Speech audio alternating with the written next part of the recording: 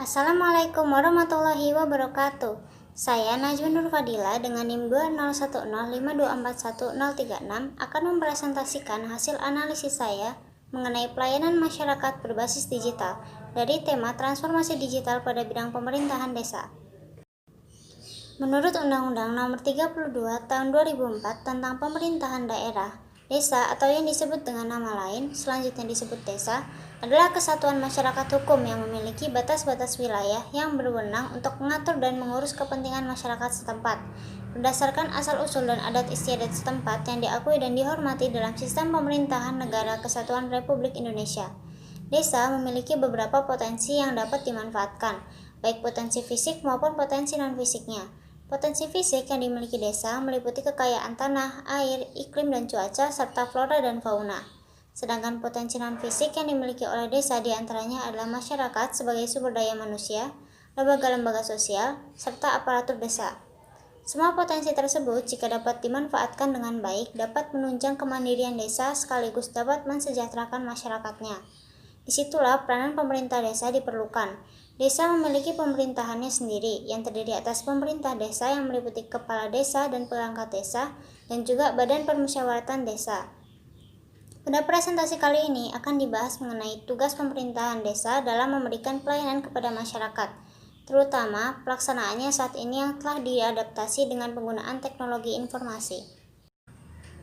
Dalam rangka memberikan pelayanan kepada masyarakat, pemerintahan desa tentunya juga melakukan berbagai kegiatan administrasi guna mendukung jalannya aktivitas pemerintahan. Kegiatan administrasi yang dilakukan dalam pemerintahan desa dapat digolongkan menjadi beberapa, yaitu kegiatan administrasi umum, administrasi penduduk, dan administrasi pembangunan. Kegiatan administrasi umum merupakan kegiatan pembukuan, yang mana berbagai informasi dan data dicatat ke dalam buku administrasi untuk disimpan dan digunakan jika suatu saat diperlukan. Kemudian, kegiatan administrasi penduduk adalah kegiatan mengumpulkan data dan informasi yang berkaitan dengan kependudukan yang terdapat pada catatan pada buku administrasi pemerintahan desa. Dan kegiatan administrasi pembangunan merupakan kegiatan dalam rangka perencanaan pembangunan suatu desa, baik yang sudah berlangsung, sedang berlangsung, dan bahkan yang akan berlangsung. Selaras dengan perkembangan zaman, pemerintahan desa, terutama dalam bidang pelayanannya, tentu saja juga harus disesuaikan dengan perkembangan zaman. Pada saat ini, pemerintahan yang diselenggarakan mulai berbasis pada teknologi dengan tujuan untuk meningkatkan kualitas layanan publik agar lebih efisien dan efektif. Hal ini disebut dengan e-government. Richard Hicks pada tahun 1999 mendefinisikan e-government sebagai penggunaan teknologi informasi oleh pemerintah dalam rangka memberikan layanan kepada masyarakat. E-government penting untuk diterapkan pada zaman yang serba cepat demi mencapai efektivitas dan efisiensi. Perubahan ini tentunya dapat mendukung lembaga-lembaga pemerintahan dalam menjalankan dan melaksanakan kewenangannya dalam kegiatan komunikasi, interaksi, dan penyebaran informasi yang berkaitan dengan kestabilan pada kehidupan masyarakat melalui penerapan teknologi.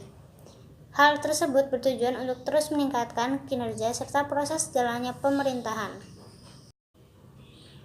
Dalam menerapkan e-government, menurut Gartner Research pada tahun 2000 dalam studi yang berjudul Gartner 4 Phases of E-Government Model, e-government secara umum dibagi menjadi 4 tahap sebagai berikut. Yang pertama adalah tahap penyampaian informasi awal. Tahap ini merupakan tahapan di mana pemerintah menyajikan informasi secara sederhana melalui laman web desa sebagai pengganti dari penyampaian informasi melalui brosur kertas. Yang kedua adalah tahap interaksi. Tahap ini merupakan tahap yang sudah mulai menggunakan email, di mana kegiatan saling berinteraksi sudah dapat dilakukan, baik antara pemerintah dengan masyarakat, pemerintah dengan pengusaha tertentu, maupun pemerintah dengan lembaga pemerintahan lainnya. Pada tahap ketiga, yaitu tahap transaksi. Tahap ini merupakan kegiatan transaksi melalui jaringan online yang mulai dilakukan oleh masyarakat dalam kegiatan sehari-harinya, baik dalam membayar kewajiban seperti pajak ataupun membayar kebutuhan lainnya. Tahap transformasi adalah tahap keempat. Tahap ini merupakan tahapan terakhir di mana segala kegiatan seperti pemberian pelayanan pada masyarakat maupun pelaksanaan fungsi-fungsi pemerintahan itu sendiri sudah dapat dilaksanakan dan terorganisasi dengan baik melalui penggunaan teknologi. Tidak hanya melaksanakan tahapan-tahapan tersebut secara baik, pemerintah juga perlu membuat rancangan pemerintahan secara strategis. Perlu diketahui terlebih dahulu bahwa rancangan pemerintah strategis dapat diartikan sebagai gambaran yang dibuat oleh pemerintah untuk dijadikan dasar dalam pengambilan keputusan. Dalam menyusun rancangan pemerintahan secara strategis, ada beberapa hal yang harus dilaksanakan oleh penyelenggara pemerintahan terlebih dahulu, yaitu pertama, pemerintah bersama masyarakat mengetahui apa tujuan pelaksanaan dari pemerintahan yang dilaksanakan. Kemudian, turut serta dalam menentukan visi serta menyusun misi dalam rangka mencapai tujuan pemerintahan yang telah ditentukan. Yang kedua, kemudian pemerintah menganalisis dan memantau kondisi jalannya kegiatan pelayanan pada masyarakat yang diselenggarakan di desanya. Hal itu dilakukan untuk mengetahui kemudian memenuhi kebutuhan wilayahnya akan teknologi penunjang baik berupa perangkat lunak maupun perangkat keras. Yang ketiga, pemerintah selanjutnya membuat master plan dari penggunaan teknologi informasi dan komunikasi yang akan dilaksanakan agar dalam pelaksanaannya dapat lebih terarah. Master plan berguna untuk bahan acuan dalam membuat kebijakan dan perencanaan strategi, yang nantinya hal ini akan berpengaruh pada pelayanan publik yang cepat dan tepat. Dalam pembuatan master plan, pemerintah dapat memulainya dengan melakukan analisis SWOT, yaitu pemerintah terlebih dahulu mengetahui kekuatan, kelemahan, peluang, dan ancaman yang mungkin terdapat atau bahkan terjadi pada daerah pemerintahannya. Penerapan dari analisis SWOT dapat dicontohkan dengan pemisalan dari sebuah desa yang berada di pesisir pantai.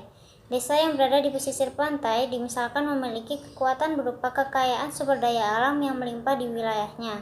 Akan tetapi, desa tersebut memiliki kelemahan dari terbatasnya akses lalu lintas ke pusat kota yang dapat menghambat pembangunan di desa tersebut. Kemudian, pemisahan dari peluang yang mungkin dimiliki desa tersebut adalah memiliki potensi untuk dijadikan daerah pariwisata. Dan ancaman yang mungkin terjadi adalah desa tersebut rawan terkena bencana alam karena berada di pesisir pantai. Setelah melaksanakan tahapan-tahapan penerapan teknologi informasi dan membuat rancangan pemerintahan strategis, pelaksanaan e-government belum dapat dijamin keberhasilan pelaksanaannya, sehingga masih ada beberapa hal yang perlu diperhatikan pemerintah demi tercapainya keberhasilan e-government. Hal tersebut adalah sebagai berikut. A. Kesiapan dari teknologi dan informasi. B. Pelayanan teknologi dan informasi. A. Kesiapan dari teknologi dan informasi. Menurut Gil Gracia dan Pardo pada tahun 2005, ada beberapa faktor penentu keberhasilan dalam penerapan e-government, yaitu sebagai berikut. Yang pertama, sumber daya manusia, yaitu ketersediaan tenaga ahli dalam suatu wilayah yang mampu menguasai dan mengoperasikan teknologi informasi untuk kepentingan pelayanan publik. Sumber daya manusia sebagai tenaga ahli menjadi faktor terbesar dari keberhasilan penerapan pemerintahan berbasis teknologi informasi. Karena ketika tidak terpenuhinya tenaga ahli, maka berbagai hal yang telah dirancang tidak dapat berjalan dengan semestinya. Yang kedua adalah sarana prasarana. Sarana berperan sebagai penunjang jalan kegiatan pelayanan pada masyarakat itu sendiri. Sarana dan prasarana merupakan pokok penting yang harus dipenuhi karena akan berpengaruh terhadap pelayanan yang akan diberikan oleh pemerintah. Contoh dari sarana dan prasarana dapat berupa komputer, ketersediaan listrik, dan akses internet di desa tersebut. Yang ketiga adalah kelembagaan, yaitu pihak yang terkait dan bertanggung jawab atas penerapan teknologi informasi dalam pelayanan masyarakat, karena lembaga tersebut berperan untuk mengatur, mengawasi, dan mengevaluasi jalannya pemerintahan. Jika lembaga yang bertanggung jawab tidak terorganisir dalam baik, maka mustahil untuk dapat menjalankan pemerintahan berbasis teknologi dan melayani masyarakat dengan baik. Yang keempat adalah anggaran. Mengenai anggaran yang dimaksud adalah kemampuan dari pemerintah dalam melakukan regulasi keuangan desa, yaitu kemampuan membuat perencanaan keuangan, kemudian menyusun alokasi dana, serta dalam upaya mencegah adanya pengeluaran dana desa kepada hal-hal yang kurang penting. B. Pelayanan teknologi dan informasi. Masyarakat, terutama daerah tertentu, memiliki kebutuhan layanan yang sangat beragam. Hal itu didasari oleh karakteristik dan kemampuan siswa di setiap desa yang berbeda-beda. Diibaratkan seperti terdapat desa di dekat perkotaan yang sudah maju dan memiliki fasilitas baik, pasti pengembangan teknologi yang akan diberikan berbeda dengan desa yang belum menerapkan teknologi secara maksimal. Kemudian, desa yang berada di pegunungan memiliki karakteristik yang berbeda dengan desa di tepi pantai. Pasti akan menggunakan cara yang berbeda dalam menerapkan teknologinya sesuai dengan kebutuhan akan layanan masyarakat di daerahnya yang harus terus ditingkatkan. Semakin baik pelayanan teknologi dan informasi suatu daerah, semakin bagus pula dukungan yang didapat pemerintah dalam memberikan layanan administrasi kepada masyarakat. Selain dapat mengefektifkan dan mengefisiensikan berbagai kegiatan pelayanan publik, menggunakan teknologi juga dapat meminimalisir terjadinya human error. Sebelum menggunakan teknologi, manusia seringkali membuat kesalahan yang tidak disengaja saat dirinya mulai lelah dan lengah.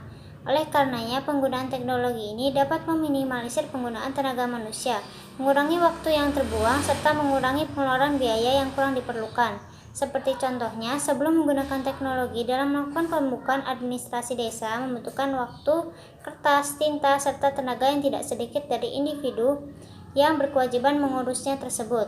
Hal ini juga termasuk pada saat pemerintahan desa memberikan pelayanan seperti pembuatan surat-surat permohonan dan saat pencatatan data kependudukan. Namun, setelah penggunaan teknologi, kesalahan yang disebabkan kelalaian manusia dapat diminimalisir dan dalam melakukan kegiatan pemerintahan dapat lebih fokus dan terarah. Karena individu yang berkewajiban tidak lagi harus kelelahan menghabiskan banyak tenaga dan waktunya. Sehingga sangat jelas penggunaan teknologi ini dapat membantu jalannya kegiatan pemerintahan desa secara umum dan membantu peningkatan kinerja pengurus pemerintahan tersebut. Kesimpulan dari penyampaian materi ini adalah desa merupakan tingkatan pemerintahan dengan cakupan wilayah yang cukup kecil. Akan tetapi, desa memiliki hak otonom atau hak untuk mengatur pemerintahan daerahnya sendiri. Serta, desa berperan untuk memberikan pelayanan kepada masyarakat yang juga diberikan dengan urusan administrasi kependudukan. Dalam melaksanakan peranannya, teknologi diterapkan sebagai basis dari pemberian pelayanan tersebut. Hal ini dilakukan untuk menyesuaikan dengan perkembangan zaman, ditambah penerapan teknologi memiliki beberapa dampak positif kepada jalannya pemerintahan desa. Dahulu, pelaksanaan pelayanan masyarakat masih sering menggunakan cara-cara manual yang dirasa kurang efektif dan cenderung memungkinkan untuk terjadinya human error atau kesalahan yang diakibatkan oleh manusia. Teknologi informasi tidak semata-mata diterapkan dalam pemerintahan desa, akan tetapi perlu melalui proses tertentu dan melakukan beberapa analisis untuk memahami karakteristik dan kemampuan dari desa itu sendiri. Karena dalam menggunakan teknologi tidak dapat dilakukan secara asal, melainkan harus sesuai dengan kebutuhan yang dimiliki, agar nantinya ketika teknologi tersebut diterapkan dan dijadikan basis pemerintahan desa, teknologi tersebut dapat dimanfaatkan dengan baik dan tidak menjadi sia-sia. Sekian presentasi saya dari hasil analisis mengenai pelayanan masyarakat berbasis digital. Saya Najma Nur Fadila memohon maaf apabila terdapat kesalahan kata dan kekurangan dalam penyampaian materi. Terima kasih atas perhatiannya. Wassalamualaikum warahmatullahi wabarakatuh.